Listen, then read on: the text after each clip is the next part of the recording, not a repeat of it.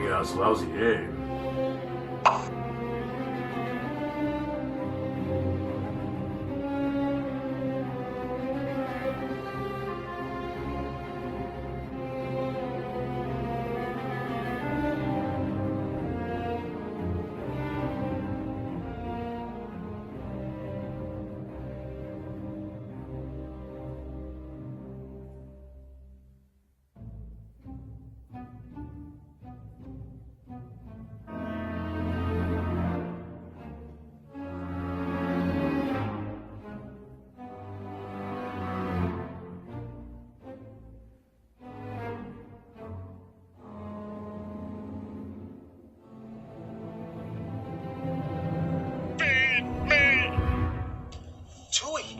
You talked. You opened your trap. You thing, and you said. Feed me, Carbon! Feed me now!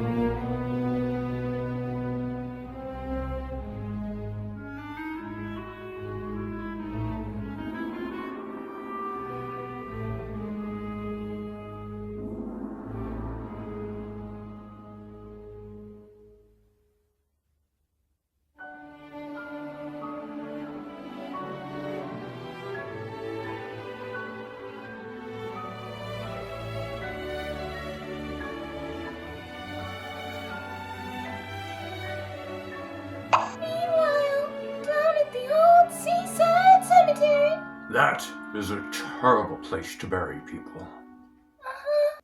Do you play croquet? Why, yes, Your Majesty.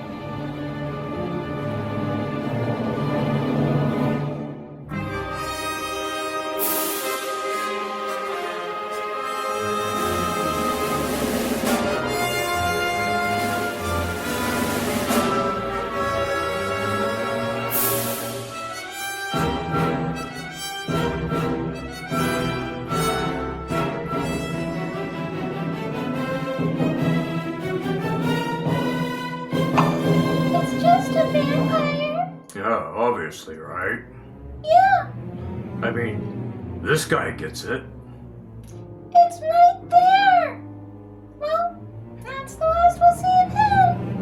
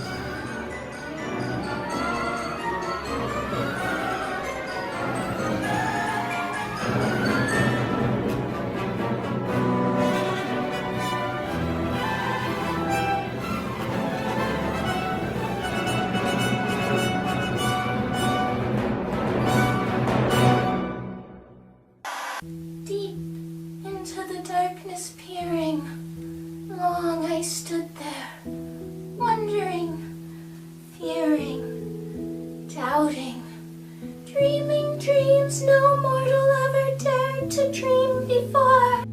But the silence was unbroken, and the stillness gave no token, and the only word here spoken was the whispered word, Lenore.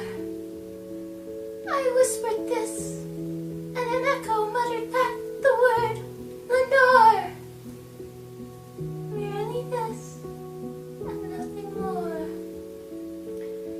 Back into my chamber turning, all my soul within me burning. Soon again I heard the tapping, something louder than before. Surely, said I, surely that is something at my window lattice. explore. Let my heart be still a moment, and this mystery explore. 'Tis the wind, and nothing more. Open here I flung the shutter, and with many a flit and flutter, in doth step a stately raven of the saintly days of yore. Not the least obeisance made he, not a minute stopped or stayed he, but with mien of lord or lady, perched above my chamber door, perched upon the bust of Pallas, just above my chamber door, perched and sat, and nothing more than this ebony bird beguiling my sad fancy into smiling, by the grave and stern decorum of the countenance it wore. Though thy crest be shorn and shaven, thou, I said, art sure no craven, ghastly, grim, and ancient raven, wandering from the nightly shore. Tell me what thy lordly name is on the night's Plutonian shore. Quoth the raven, nevermore. Much I marveled this ungainly fowl, to hear discourse so plainly, though its answer little meaning, little relevancy bore. For we cannot help agreeing that no living human being ever yet was blessed with seeing bird above his chamber door, bird or beast upon the sculpted bust above his chamber door, with such a name as Nevermore. But the raven, sitting lonely on that placid bust, spoke only that one word, as if his soul in that one word he did outpour.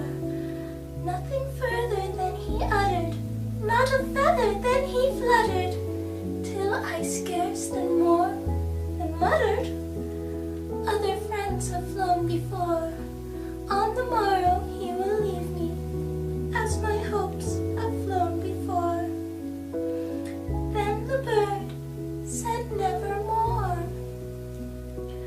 Startled at the stillness broken by reply so aptly spoken, "Doubtless," said I, "what it utters is its only stock and store, caught from some unhappy master, whom unmerciful disaster followed fast and followed faster, till his song one burden bore, till the dirges of his hopes one melancholy burden bore, of nevermore."